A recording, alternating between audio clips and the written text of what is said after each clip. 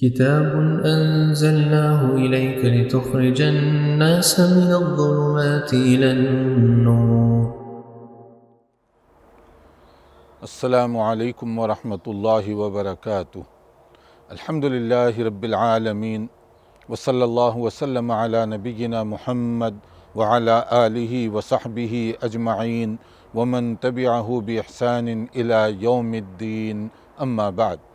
محترم بھائیوں اور بہنوں، ہم نے جن حالات میں رمضان کا آغاز کیا یہ بہت ہی تکلیف دہ حالات ہیں۔ خاص طور پر ایک مومن کے لیے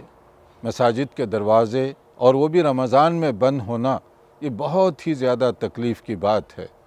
نہیں معلوم ہماری اپنی کون سی کوتاہیاں اور غلطیاں ہیں جن کی وجہ سے مسجد کے دروازے بھی بند کر دیے گئے۔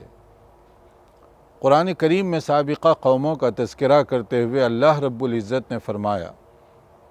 کہ ان میں مختلف قسم کی آزمائشوں سے دوچار کیا گیا تاکہ وہ اللہ کی طرف رجوع کریں، لعلہم یرجعون، لعلہم یتضرعون، تاکہ عجز و انکساری کا مظاہرہ کرتے ہوئے اپنی غلطیوں کو، کوتاہیوں کو چھوڑ کر راہ راست پر آئیں۔ ہمیں بھی ذرا غور کرنا چاہیے کہ جن حالات میں ہم نے رمضان کا آغاز کیا ہے کتنی تکلیف دہ بات ہے، مگر اس کے باوجود ایک پہلو ہے جس پر ہمیں شکر گزار بھی ہونا چاہیے کہ اللہ رب العالمین نے صحت و سلامتی کے ساتھ رمضان، جو کہ جامع العبادات ہے، جو کہ ایک مومن کے لیے اجر و ثواب اور نیکیوں کے کمانے کے لیے موسم بہار کی حیثیت رکھتا ہے، اللہ نے ہمیں اپنی زندگیوں میں ایک مرتبہ پھر سے یہ مقدس مہینہ نصیب فرمایا۔ اس کے لیے ہمیں اللہ کا شکر گزار ہونا چاہیے کہ اللہ نے ہمیں عبادت کا موقع عطا فرمایا، اللہ تعالیٰ نے ہمیں صحت و تندرستی سرفراز فرمایا، اللہ تعالیٰ نے ہمارے لیے خوشحالی اور تونگری عطا فرمائی۔ ہر قسم کی اللہ کی نعمتوں سے ہم سب فائدہ اٹھا رہے ہیں، تو اس میں ہمیں اللہ کا زیادہ سے زیادہ شکر گزار بننا چاہیے۔ اور شکر گزاری کی کیفیت اور یہ خاص صفت انبیاء کرام علیہم السلام کے اندر بہت زیادہ پائی جاتی تھی، یعنی اللہ کی شکر گزاری کا جذبہ انبیاء کرام میں کوٹ کوٹ کر بھرا ہوا تھا۔ مختلف انبیاء کرام کا قرآن کریم میں جو ذکر کیا گیا، اس پر ایک مرتبہ آپ نظر دوڑائیے اور دیکھیے کہ وہ کس طریقے سے اللہ تعالیٰ کا شکر ادا کر رہے ہیں۔ حضرت نوح علیہ السلام، ان کی ایک صفت کا ذکر قرآن کریم میں کیا گیا، انہو کان عبدا شکورا، کہ یہ اللہ تعالیٰ کے بہت ہی شکر گزار بندے تھے۔ اور ابراہیم علیہ السلام، ان کی بھی ایک خاص صفت بتائی گئی، شاکرا لانعمہ، کہ اللہ تعالیٰ کی نعمتوں کے شکر گزار بندے تھے، حالانکہ انہیں کتنی آزمائشوں سے گزرنا پڑا، کتنی قربانیاں دینی پڑیں، مگر اس کے باوجود ہر دم ہر قدم پر وہ شکر گزاری کا مظاہرہ کر رہے ہیں۔ حضرت سلیمان علیہ السلام کو آپ دیکھیے، دعا بھی کتنی عاجزی سے کر رہے ہیں، ربی اوزعنی ان اشکر نعمتک التی انعمت علی وعلی والدی وان اعمل صالحا ترضاہ، کہ یا اللہ تو نے مجھ پر اور میرے والدین پر جو کچھ احسان اور کرم کیا ہے، تو مجھے اس بات کی توفیق عطا فرما کہ میں ان نعمتوں کی قدر کر سکوں،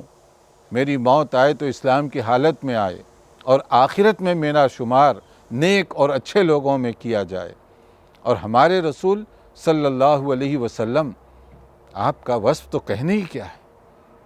آپ کبھی کبھی قیام اللیل میں، ہم بھی راتوں میں نمازیں پڑھ رہے ہیں، ذرا غور فرمائیے، قیام اللیل میں اتنا طویل قیام فرما رہے ہیں کہ پاؤں سوج رہے ہیں آپ کے۔ جب آپ سے پوچھا جاتا تو آپ کیا جواب دیتے؟ افلا اکون عبدا شکورا، کیا اللہ نے جو مجھ پر اتنا احسان و انعام کیا ہے میں اس کا شکر بھی نہ ادا کروں؟ یہ ہے شکر گزاری کی کیفیت جو ایک مومن کے اندر ہونی چاہیے۔ اور ہم اگر ذرا ارد گرد کو دیکھیں، اللہ نے ہم پر کتنا کرم کیا،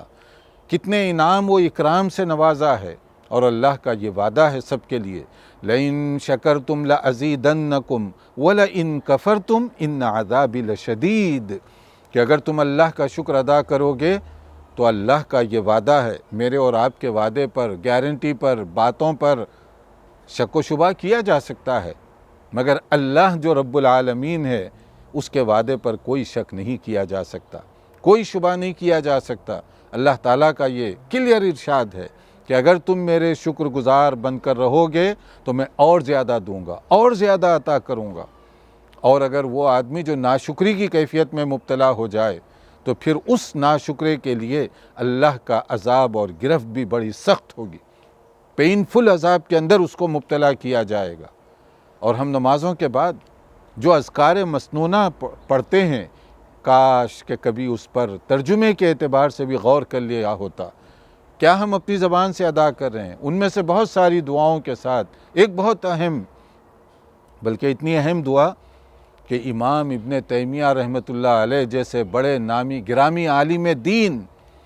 وہ فرماتے ہیں کہ میں نے ذخیرہ دعا پر بہت غور کیا تو مجھے سب سے جامع یہی دعا دکھائی دی، ربی اوزعنی ان اشکر، کون سی دعا کہ ربی اعنی علی ذکرک و شکرک و حسن عبادتک، ربی اعنی علی ذکرک و شکرک و حسن عبادتک۔ اس میں ساری خیر کی چیزیں آدمی اکٹھے مانگ رہا ہے اللہ تعالیٰ سے کہ یا اللہ مجھے اس بات کی توفیق عطا فرما کہ میں تیرا زیادہ سے زیادہ ذکر کر سکوں، تیرا شکر کر سکوں، اور عبادت کروں بھی تو عمدہ اور بہتر انداز سے جو تیرے نزدیک قابل قبول ہو سکے۔ تو خیر کی ساری چیزیں اکٹھی آدمی مانگ رہا ہے، اس لیے اس کو بہت ہی اہم دعا کے طور پر امام ابن تیمیہ رحمۃ اللہ علیہ ذکر کرتے ہیں۔ اور شکر گزاری اللہ کو پسند ہے، اور ناشکری کی کیفیت اللہ کو سخت ناپسند ہے، یہ بات آپ نوٹ فرما لیجئے۔ سورہ سبا قرآن کریم میں ایک خوشحال ملک اور علاقے کا ذکر کیا گیا، وہاں کے لوگ بڑے خوشحالی کی زندگی گزار رہے تھے، شاداں و فرحاں اپنی زندگی میں تھے وہ لوگ، اللہ تعالیٰ نے زرخیز زمین سے نوازا تھا، موسم بھی ان کے لیے سازگار تھا، پانی کی فراوانی تھی، اور ہر طرف ہریالی، چہل پہل، کھانے پینے کی کوئی پرابلم نہیں تھی ان کو، بلکہ اتنا کہا جاتا ہے کہ اگر کوئی آدمی سفر کرتے ہوئے بھی نکلتا، پھلوں کی اتنی کثرت تھی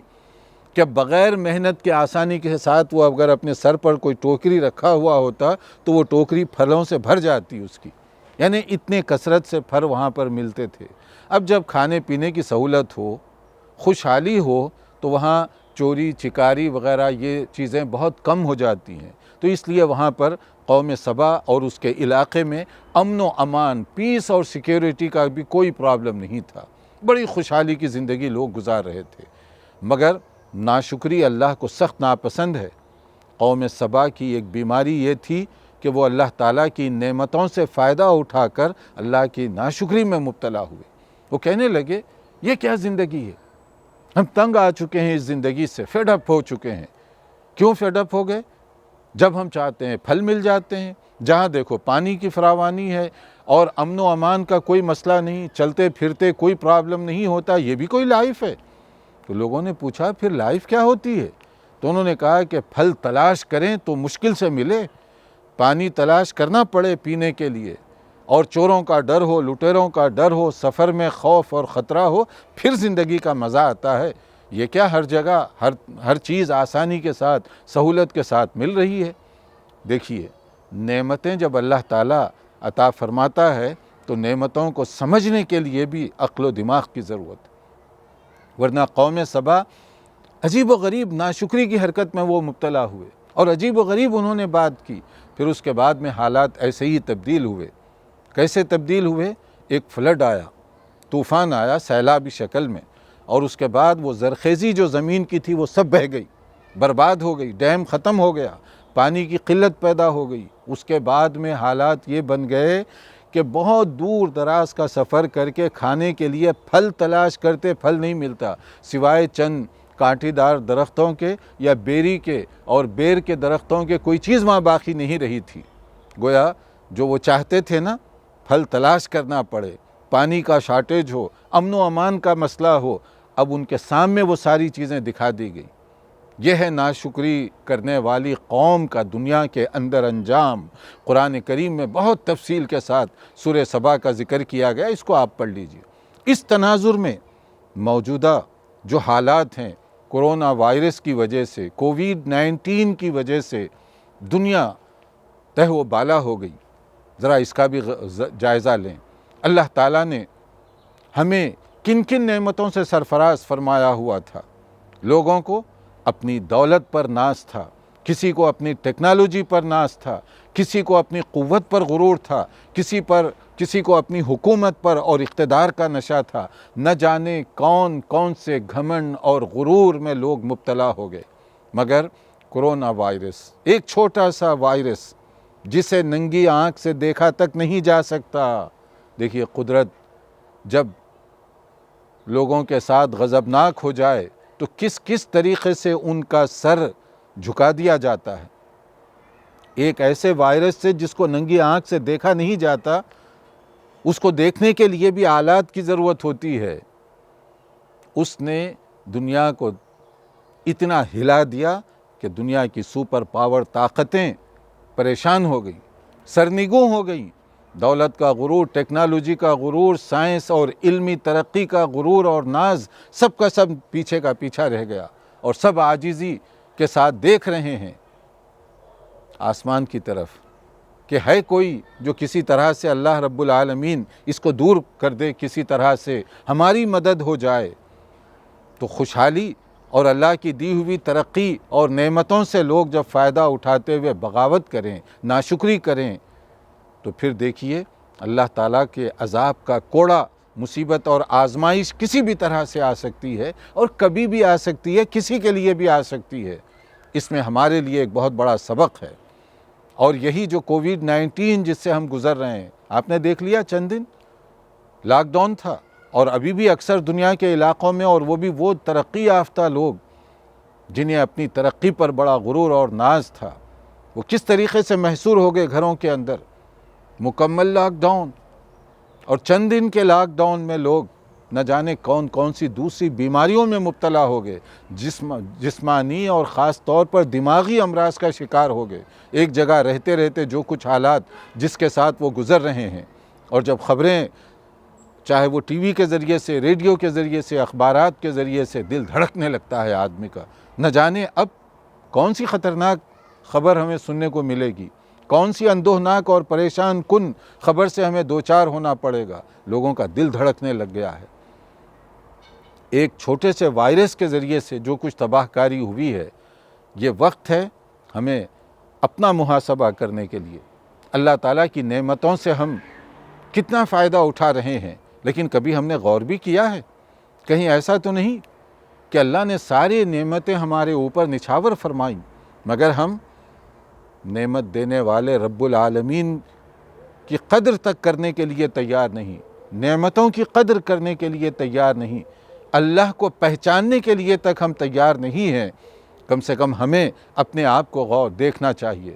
اور پھر وہ لوگ جو اس کورونا وائرس کی وجہ سے، لاک ڈاؤن کی وجہ سے دنیا کے مختلف علاقوں میں کتنی تنگی اور پریشانی کا شکار ہیں، اور کس طریقے سے وہ اپنی زندگی گزار رہے ہیں، ایسے بھی لوگ ہیں ان میں۔ صرف میں پیشہ ور غریبوں اور فقیروں کی بات نہیں کر رہا ہوں، ایسے بھی لوگ ہیں جو خوشحال تھے، سفید پوش تھے، مگر آج وہ منتظر ہیں کہ کوئی روٹی ان کو دے دے، کوئی کھانے کا انتظام کر دے،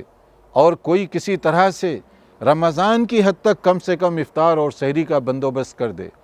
کل تک ان کی کیا حالت تھی، ان کی کیا کیفیت تھی، اور آج کہاں سے کہاں حالات پیدا ہو گئے۔ ہمیں بھی اس پر غور کرنا چاہیے۔ اور خود ہمارے نبی صلی اللہ علیہ وسلم، آپ کے اوصاف حمیدہ اور اخلاق کریمانہ کا جو ذکر کیا گیا، خاص طور پر ام المؤمنین حضرت خدیجہ رضی اللہ تعالی عنہا نے جو پہلی وحی کے موقع پر، جس کا تفصیلی ذکر صحیح بخاری کے اندر موجود ہے، کہ جب ہمارے نبی صلی اللہ علیہ وسلم کو ام المؤمنین نے دلاسا دیا، تسلی دی، کیا کہہ کر کہ جس آدمی پر اتنی اچھے اوصاف ہوں، جس آدمی کے جس کے اخلاق اتنے کریمانہ ہوں، بھلا کون اس کو تکلیف پہنچا سکتا ہے؟ تو انہوں نے جن صفات کا ذکر کیا ہمیں بھی اس پر ذرا غور کرنا چاہیے۔ یہ ہمارے نبی کی وہ صفات ہیں جو نبوت سے پہلے ام المؤمنین حضرت خدیجہ رضی اللہ تعالیٰ عنہ نے دیکھا، اور پہلی وحی کے موقع پر اس کا ذکر کیا، اِنَّكَ لَتَصِلُ الرَّحِمَ وَتَحْمِلُ الْكَلَّ وَتَكْسِبُ الْمَعْدُومَ وَتَقْرِي الضَّيْفَ وَتُعِينُ عَلَى نَوَائِبِ الْحَقِّ۔ بھلا آپ کو کون کیوں تکلیف پہنچائے گا؟ کیوں نہیں پہنچاتا؟ تو ام المؤمنین حضرت خدیجہ رضی اللہ عنہا نے ہمارے نبی صلی اللہ علیہ وسلم کی جن اوصاف حمیدہ کا ذکر کیا، میں اور آپ بھی سنت کا نام لیتے ہیں، سیرت کا تذکرہ کرتے ہیں، مگر کبھی اس اینگل سے بھی سیرت اور سنت کو اپنانے کی کوشش کیجئے، اس پر بھی عمل کرنے کی کوشش کیجئے۔ کہا کہ آپ رشتہ داروں کے ساتھ صلہ رحمی کا معاملہ کرتے ہیں، لوگوں کا بوجھ اور برڈن اپنے اوپر اٹھاتے ہیں، اور جو محروم ہیں اور جو غریب اور تنگ دست ہیں ان کے لیے آپ محنت کر کے کماتے ہیں تاکہ ان کی مدد کی جائے، اور جو مہمان ہے اس کی عزت افزائی کرتے ہیں، اور جو مصیبت اور پریشانی سے دوچار ہیں ان کی پریشانیوں کو دور کرنے کی پوری آپ کوشش کرتے ہیں۔ یہ اوصاف کریمانہ ہیں نبی صلی اللہ علیہ وسلم کے، جو حضرت خدیجہ رضی اللہ تعالیٰ عنہ بیان فرما رہی ہیں۔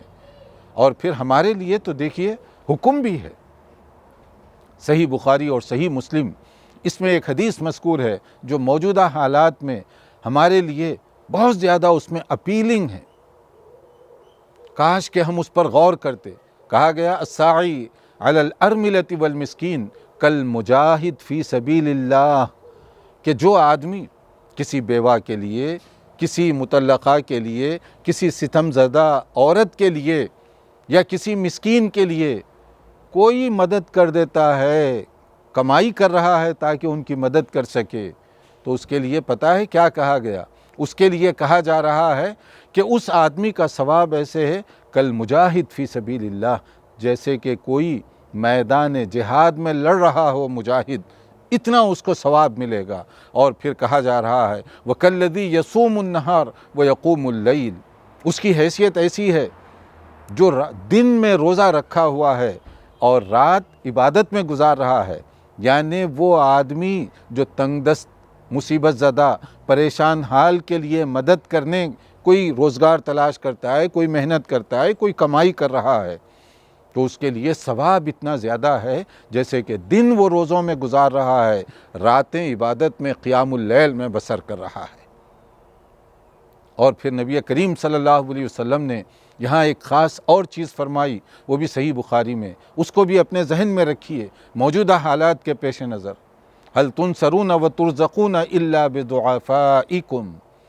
کیا خیال ہے تمہارا؟ اللہ تعالیٰ جو تمہیں نواز رہا ہے، کرم فرمائی ہو رہی ہے اللہ تعالیٰ کی، مختلف نعمتیں نچھاور کی جا رہی ہیں، کس وجہ سے؟ ہو سکتا ہے کہ تمہارے یہ جو روزی وغیرہ دی جا رہی ہے، یہ نعمتوں کی جو فراوانی ہے، ہو سکتا ہے کہ تم میں جو کمزور ہیں، ستم زدہ ہیں، پریشان حال ہیں، انہی کی وجہ سے اللہ تعالیٰ تمہیں نواز رہا ہے۔ یعنی کوئی اپنے زور بازو سے، کوئی اپنی دماغی قوت اور صلاحیت سے دولت مند نہیں بنتا جب تک اللہ رب العالمین کا فیصلہ نہ ہو۔ یہاں پر ان احادیث کی روشنی میں موجودہ سچویشن کو سامنے رکھتے ہوئے جب ہم افطار کی ٹیبل پر بیٹھیں تو اللہ نے ہم پر کتنا کرم کیا ہے، ذرا غور فرمائیے۔ دسترخوان پر رکھنے کے لیے انواع و اقسام کی چیزیں اتنی زیادہ ہیں الحمدللہ کہ دسترخوان پر رکھنے جگہ تنگ پڑ جاتی ہے۔ اتنی ورائٹیز ہیں ہمارے سامنے کہ رکھنے کے لیے 2 قسطوں میں الگ الگ انتظام کرنا پڑتا ہے، اور اگر فریج کھولتے ہیں تو جگہ اس کے اندر نہیں پاتے ہم۔ جب ہم اپنی فیملی کے ساتھ خاص طور پر ان دنوں میں افطار کی ٹیبل پر بیٹھیں، ذرا تصور میں لائیے، اس وقت دنیا کے اندر مختلف علاقوں میں ایسے لوگ بھی ہیں جو پورا دن روزہ رکھنے کے باوجود ان کے پاس کوئی چیز ایسی نہیں ہے کہ جس سے روزہ افطار کر سکیں، صاف پانی تک میسر نہیں ہے ان دنوں میں ان کے پاس۔ جب ہم انواع و اقسام کے کھانوں سے لطف اندوز ہو رہے ہیں تو کم سے کم ان مجبور، محتاج اور بے کسوں کا بھی خیال اپنے ذہن میں لائیے۔ کیا معلوم کہ ہماری افطار کی ٹیبل اور دسترخوان پر ان تنگ دست اور مصیبت زدوں کا خیال اگر آ جائے اور ہم ان کے لیے کچھ اس میں سے نکال دیں، ان کی کچھ مدد کرنے کی کوشش کریں، کل قیامت کے دن اللہ کو ہماری یہ ادا پسند آئے اور قیامت کے دن اپنی رحمت اور مغفرت کی چادر ان پر ڈال دی جائے۔ اور ایسے ہی جب ہم ان مبارک موقعوں پر، چاہے رمضان میں سحری کا موقع ہو یا افطاری کا موقع ہو، جب ہم بیٹھیں اپنے بچوں کے ساتھ، ذرا ان لوگوں کو بھی یاد کر لیجئے جو اس وقت تنگ دستی کی وجہ سے کبھی جنہوں نے کسی کے آگے ہاتھ نہیں پھیلایا، اب وہ دیکھ رہے ہیں بہت ترستی ہوئی نگاہوں سے کہ کوئی ہے جو ایک لقمہ روٹی کا ان تک پہنچا دے، کوئی ہے جو ان کے لیے کوئی انتظام کرے۔ کیونکہ اس وقت لاک ڈاؤن کی وجہ سے بعض علاقوں میں جو سچویشن ہے، ہر جگہ حکومت مدد نہیں کر رہی ہے، اور خاص طور پر وہ لوگ جو روزانہ گزر بسر اپنی ایسے ان کی ہوا کرتی تھی، ہینڈ ٹو ماؤتھ جس کو ہم کہتے ہیں، لیبر طبقہ اور مزدوری کرنے والے لوگ، کیا کیا مشکلات اور پریشانیوں سے وہ اپنی روزگار تلاش کیا کرتے تھے، مگر اس کی وجہ سے مسلسل کئی ہفتوں سے وہ محصور ہو کر رہ گئے۔ نہ ان کے لیے کوئی حکومتی امداد ہے، نہ ان کے لیے کوئی عوام کی خاص امداد، سوائے ان اہل درد بندوں کے، ان محسنین کے، ان تقوی شعار مسلمان بندوں کے جنہیں اللہ نے کچھ ضمیر عطا فرمایا، ان کا ضمیر بیدار ہے، اور ایسے نازک موقعوں پر بھی وہ اپنی جان کو رسک پر رکھتے ہوئے، جان ہتھیلی پر رکھتے ہوئے اناج کے پیکٹ ان تک پہنچانے کے لیے جا رہے ہیں، جبکہ انہیں معلوم ہے کہ باہر نکلنا منع ہے، پولیس کبھی بھی ان پر حملہ کر سکتی ہے اور کر رہی ہے، کبھی بھی ان کو نقصان پہنچا سکتی ہے اور پہنچا رہی ہے، مگر اس کے باوجود اللہ کے بندوں کی نصرت کرنے کا جذبہ دیکھیے، مدد کرنے کا شوق اور جذبہ، اللہ کی نعمتوں کی شکر گزاری کا احساس انہیں تڑپا رہا ہے۔ اپنے گھر میں وہ آرام سے بیٹھ سکتے ہیں، مگر جو چھوٹا سا کرفیو میں وقفہ ملتا ہے اس میں وہ اپنا اناج لے کر نکل رہے ہیں تاکہ ان محروم اور آفت زدہ لوگوں تک بھی کچھ نہ کچھ پہنچا سکیں، اور کیا معلوم کہ یہی نیکی کل ان کی نجات کا سبب بن جائے، کل ان کی مغفرت اور رضوان کا سبب بن جائے، حصول جنت کا ذریعہ بن جائے، یہی نیکیاں ان کے لیے۔ اور یہ مہینہ تو ویسے بھی اجر و ثواب کمانے کا مہینہ ہے، اس میں انفاق، اللہ کے راستے میں خرچ کرنا، چاہے صدقہ و خیرات کی شکل میں ہو، چاہے وہ زکوٰۃ کی شکل میں ہو، اللہ کو یہ ادا بہت پسند ہے۔ اور یوں سمجھ لیجئے کہ یہ انویسٹمنٹ، یہ ایسی سرمایہ کاری ہے اللہ کے راستے میں، اگر میں کسی غریب کو کوئی کپڑا لے کر دے دوں، کوئی کھانے کا انتظام کر دوں، کوئی رمضان کے باقی دنوں میں سحری اور افطاری کا بندوبست کر دوں، تو یہ نیکی کا ہم ثواب کتنا ملے گا تصور بھی نہیں کر سکتے، کیونکہ اللہ تعالیٰ کے خزانوں میں کوئی لیمیٹیشن نہیں ہے کہ وہ گن کر دے گا۔ اللہ تعالیٰ جتنا چاہے اپنے بندے کو نواز سکتا ہے۔ تو اگر میری اس چھوٹی سی نیکی کی وجہ سے مجھے جنت کا داخلہ مل سکتا ہو، اللہ کی رضا مل سکتی ہو، اللہ تعالیٰ کی خوشنودی کا میں مستحق بن سکتا ہوں، تو کیا یہ وقت نہیں کہ ہم اس پہلو سے بھی غور کریں کہ اس مبارک مہینہ جبکہ اس کا اکثر حصہ گزر چکا ہے، بہت تھوڑا سا حصہ باقی رہ گیا ہے، تو نیکیوں سے اپنے دامن کو بھرنے کے لیے ان مصیبت زدہ،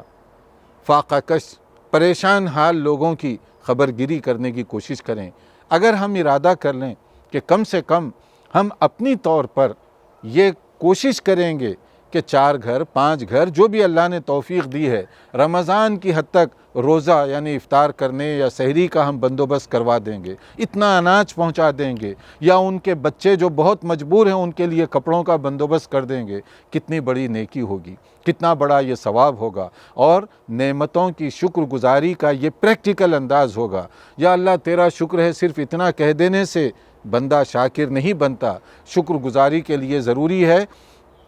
کہ میں عملی طور پر بھی کچھ کروں۔ اللہ نے جو کچھ کرم کیا، صحت عطا فرمائی، دولت عطا فرمائی، عزت عطا فرمائی، اولاد عطا فرمائی، پھر رمضان کا مہینہ ہمیں نصیب فرمایا، ان سب کا ہمیں شکر گزار بن کر رہنا چاہیے۔ اللہ تعالی ہمیں حقیقی معنوں میں شکر گزاری کی صفت کو اپنانے کی توفیق عطا فرمائے، اور جو تنگی اور پریشانی سے لوگ دوچار ہیں اللہ اپنے فضل و کرم سے ان کی مصیبتوں کو دور فرمائے، وہ جو بیمار ہیں اللہ تعالیٰ انہیں شفائے کامل عطا فرمائے، جو دنیا سے جا چکے خاص طور پر یہ کووڈ-19 کا شکار جو لوگ ہوئے اللہ اپنے فضل و کرم سے ان کے لیے مغفرت فرمائے، انہیں اللہ تعالیٰ جہنم اور اس کے ہولناکی اور اس کے عذاب سے محفوظ فرمائے، اور اللہ تعالیٰ ہماری عبادتوں کو قبول فرمائے، اور ہم سب کو ہر طرح کی آزمائش سے، چاہے دنیا کے کسی بھی حصے میں ہم رہتے ہوں، اللہ تعالیٰ سب کو اس سے محفوظ فرمائے۔ والسلام علیکم ورحمۃ اللہ وبرکاتہ۔